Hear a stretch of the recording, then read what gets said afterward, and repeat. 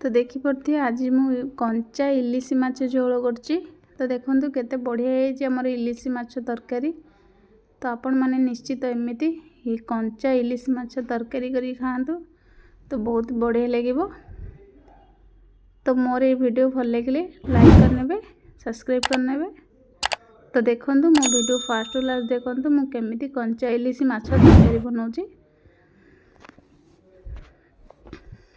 तो से देखी पारे गोटे कड़ारे मु 1 किलो पाखापाखि इलिश माछ धोई नहीं भलसे। तो ताकू कड़ारे फास्ट माछ गुड़ाक रखिनेबी। तो तापर एठी कंचा सोरिष तेल 3 ରୁ 4 चम्मच पाखापाखि मुझे फास्ट पकई नहीं।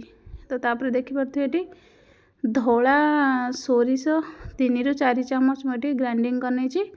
तो आगे फास्ट माछ ऊपर ताकू पकई नेबी एमती। तो आपण मैंने धड़ा सोरिष ग्राइंडिंग करदेवे तो कलर आमर पूरा भल देखा भल भी लगे। तो कला सोरिष देले तो तरकारी आमर कला देखा। तो तापर देखी पारे बड़ 3 चम्मच फ्रेश दही मु पकई नहीं।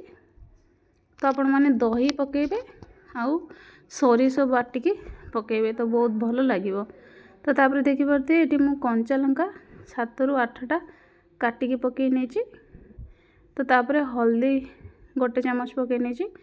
तो स्वाद अनुसार लुण। तो देखी पारे तापर मु माछ को सब भलसे मसला सहित गोले नहीं। तो एमती माछ सहित आउ सब मसला आ दही आ सोरिष बटा को एमती सब भलसे गोले नेबी।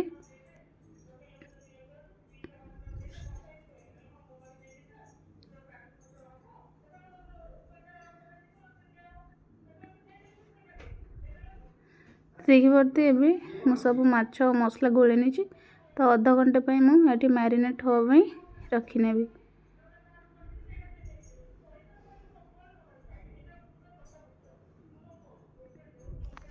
तो देखी पारे अध घंटे पर मोर मसला और माछ पूरा तो भलसे मिक्स हो जाए। तो देखंतु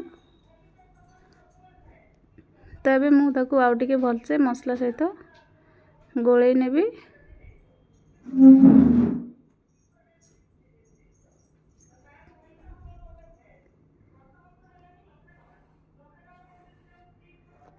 तो माछ को गोले नेला पर देखी पारे मोर जी आवश्यक अनुसार मुझे पानी पकई नेबी।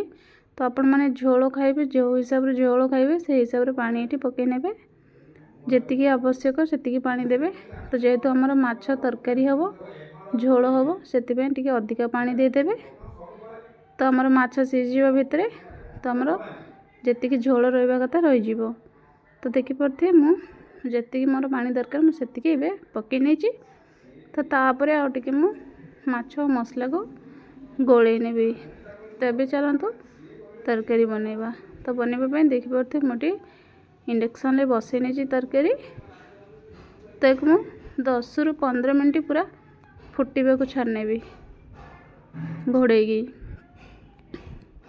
देखी पारे 15 मिनट पर देखंतु हमर माछर तरकारी जी सीझी जाए। तो झोल भी आमर जी मरवा कथा मर जाए। देखी पारे फाइनाली तरकारी आमर हो जाए। तो आउ किसी समय मुझे घोड़े नेबी। तो देखी पारे फाइनाल तरकारी आमर हो जाए। तो आपण मैंने निश्चित एमती कंचा इलिशी तरकारी करी खाआंतु तो बहुत बढ़िया लगे। तो देखी पारे माछ आमर सीझी जाए तो भलसे पूरा। तो देखी पारे तो आपण मैंने निश्चित एमती कंचा इलिशी दही आ सोरिष बटा देकी तो बनैकी थरे खाआंतु तो बहुत बढ़िया टेस्ट यार। तो लास्ट रे मु किछि कटा धनिया पत्र पकई नेबी। तो फाइनाली हमर कंचा इलिशी झोल रेडी। तो आपण मैंने निहाती एमती थरे बनै खाआंतु कंचा इलिशी झोल। तो मोर ये वीडियो भल लगे लाइक करनेबे और सब्सक्राइब करनेबे। केमिति लागला निहाती कमेंट रे जानेबे।